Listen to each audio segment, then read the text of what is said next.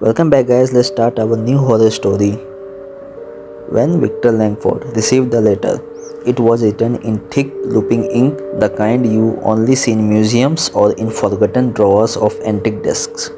The envelope was a waxed sealed and bore an unfamiliar crest, a lion devouring its own trail. Letter was from solicitor named Edmund Crowley, who informed Victor that he had inherited an estate from a distant relative he did never heard of.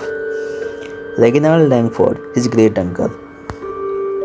Victor's first thought was that it was must be a mistake. His father had never mentioned a Reginald, but the letter was explicit. As the last surviving member of Langford bloodline, the Langford Manor in S. Ridge now belongs to you. The manor was tucked deep in forgotten part of England, surrounded by dense woods and shrouded in centuries of rumor. With no job and nothing keep him in the London, Victor decided to visit the estate. He was skeptical but curious. Maybe there did be something of value, antiques art, or at least something he could sell. He arrived in Esridge on a foggy morning. The town, if it could be called that, was little more than a cluster of stone houses and a pub. No one met his eye for long. When he asked a local for directions to the manor, the man grunted and muttered, "You don't want to go up there." But Victor did, and he did it alone. Langford Manor was a massive Gothic structure, towering and solemn, covered in the vines and centuries of grime. The front door creaked open at his touch. Inside, the air was stale with dust, and the shadows seemed to watch him. The place hadn't been touched in decades. Cobwebs hung like curtains, and old portraits lined the halls, their subject all the bearing same sharp cheekbones and deep-set eyes. Langford thought the ages. One room stood out among the rest. It was on the third floor, tucked behind a heavy oak door that groaned in protest as Victor pushed it open. Inside was a gallery, dozens of paintings lined the wall, all the portraits, all disturbingly lifelike, but none were signed, and none of the figures had names.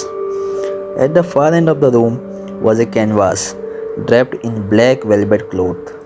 It was the only one covered. Naturally, Victor pulled it off. The portrait beneath showed a man with his back turned, gazing into mirror. The mirror showed his face, but it was twisted in agony, mouth open in silent scream. Behind him stood a tall, shadowy figure with no face. Victor stared at it, unnerved. As he turned to leave the room, he thought he saw the figure in painting move. That night, Victor couldn't sleep. The house groaned and whispered around him. At first, he thought it was just the old wood settling. But around 3 a.m., he began to hear footsteps outside his room. They were slow, deliberate. He got up, heart pounding, and opened the door. No one but the hall towards the portrait room.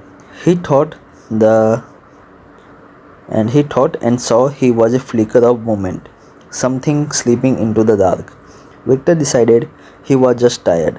The mind played tricks, especially in the place like this.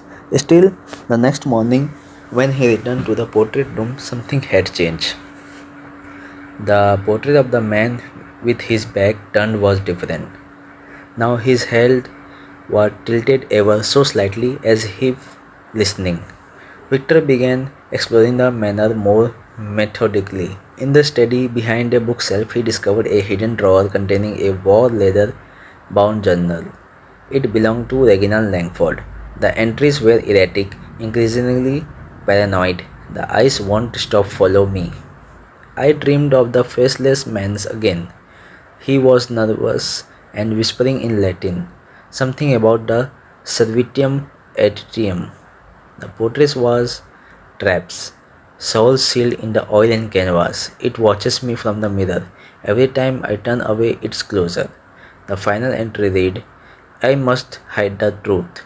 The last portrait must remain veiled. It must never be seen. Victor felt a chill. He glanced towards the portrait room. He had already unveiled the painting. Over the next few days, Victor noticed subtle changes in the portraits. Faces twisted into the expression of fear. Eyes bled. One subject, a woman in a red dress, seemed to turn ever so slightly each day, her gaze slowly drifting towards him. And then one morning, one of the paintings was empty, completely blank canvas. Victor panicked and searched the manor. Nothing, until he returned to the portrait room that night and found footprints on the dusty floor leading away from the empty frame. They stopped just behind him. He turned quickly, but there was nothing there. Yet the room felt full, like something was standing right behind him, just out of the view.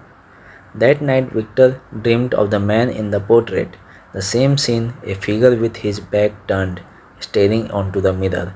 But in the dream, Victor was the man. He saw himself in the mirror, his face contorted in silent terror, and behind him, the faceless man, a smooth creature in the black with no face, just smooth, pale skin. It raised a long finger and touched the back of the victor's neck. He awoke screaming, the sensations still bubbling on his skin. He ran to the portrait room. The portrait had changed again. Now the figure in the painting had turned halfway around. His creature and the feature were starting to resemble Victor. Victor turned back to the journal. He scoured every page, every margin, looking for answers. He found a loose scrap tucked onto the back. It was letter Reginald and never sent, addressed to someone named Isabelle. I was wrong to paint them. I thought I was preserving their beauty, their soul, but the faceless man lies. He feeds on them. I was his conduit. Every portrait I completed became a prison, and now I am his prisoner too. Victor felt the walls close in around him.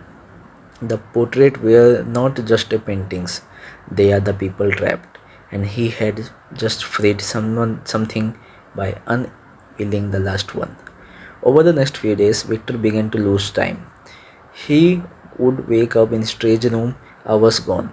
Once he woke in an attic with charcoal smudges on his hands and an half-finished sketch of a face he didn't recognize. The house began to change, hallways shifted, doors led to different places. The mirror in the foyer no longer showed his reflection. The villagers refused to come near the property. He tried to leave, but the wood around the manor seems endless. Looping back to the front gate, no matter which path he took. And then he found a new painting in his gallery. It was him, standing in the foyer, looked confused, looked trapped. Desperate Victor confronted the final portrait again. It had fully transformed. It was him, now completely turned, face twisted in the horror, staring onto the mirror. And in the mirror, the faceless man, closer than ever. Victor screamed and smashed the canvas, but it didn't tear. Instead, the canvas simmered. He reached out, and the surface rippled like water. Compelled beyond reason, he stepped through. Darkness swallowed him. When he opened his eyes, he was standing in the portrait. Look out, he couldn't move, couldn't scream, trapped. And then someone entered the room. A man, young, curious. He approached the covered canvas. Victor tried to scream to warn him, but no sound came. The man pulled off the velvet cloth. Their eyes met, and the faceless man stood behind the newcomer, smiling. Please hit like and subscribe, and also comment how was your story. And don't forget to press the bell icon. We will meet next story.